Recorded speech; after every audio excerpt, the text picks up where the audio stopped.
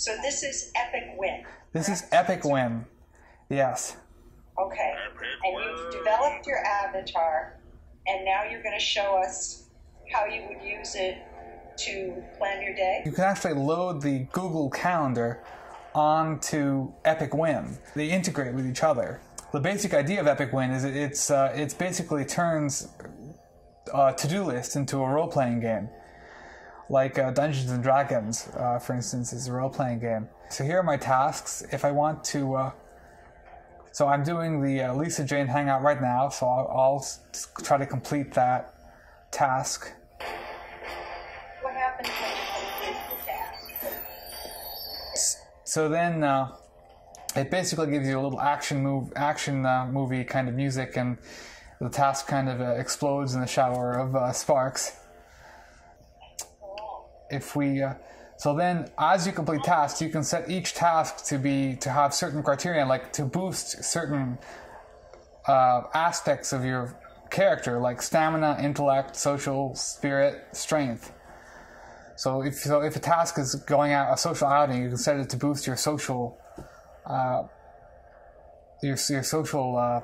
social aspect. And if you do that enough, if you do the social things enough, you will level up your social. You'll get one social point, and your character will change appearance depending on what your characteristics are. Would you be more likely to get addicted or obsessed with the game portion of the app rather than the scheduling portion? That is a very good question. For some people I think could benefit, play Dungeons and Dragons just for like the structure it imposes on you, and the fact that it takes all these complicated aspects of daily life and distills them into simple numbers and rules that are definite and work together in definite ways. And I could imagine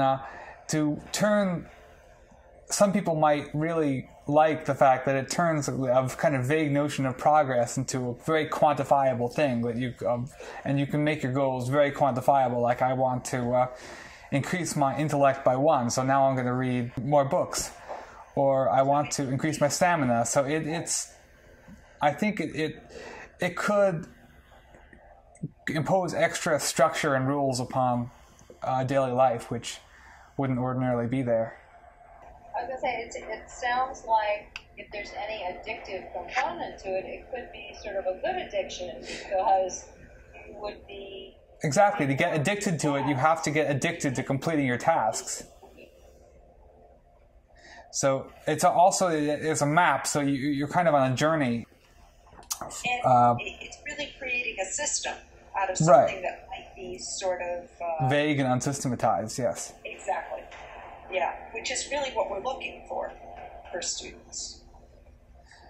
Yes. Of other students that you know, Spencer, with Asperger's syndrome that might like this kind of an application to get tasks completed? I do. In fact, I was just talking to my friend Kyle just a number of days ago, and he came up with a similar idea. He just said, I want to turn my life into a role-playing game. I want to have certain categories and boost them when I want to level up. I want to and he's actually thinking of. He says that he wants to go beyond the app sort of, but he has the same desire.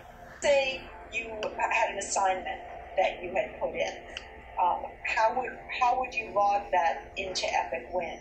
So what happens when you mark? So you click the new task button, and here you can see I have the option to add a task to my Google Calendar tasks, and I'll do that. I'll make a new task. Oh, that's a chores. Chores. I'll just put in chores. Okay. And I'll set this. Chores. I'll set this as I'll raise the epicness of the task, and I'll set it as a task of stamina, and I'll set it to do it by tomorrow, and I'll set it to repeat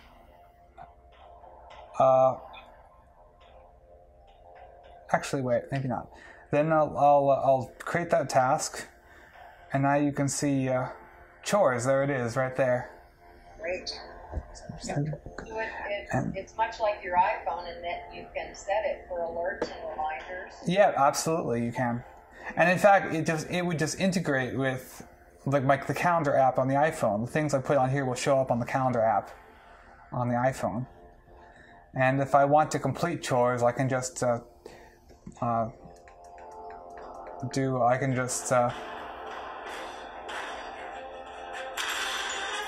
of course, I never really did my chores, so I should probably just put it back, actually.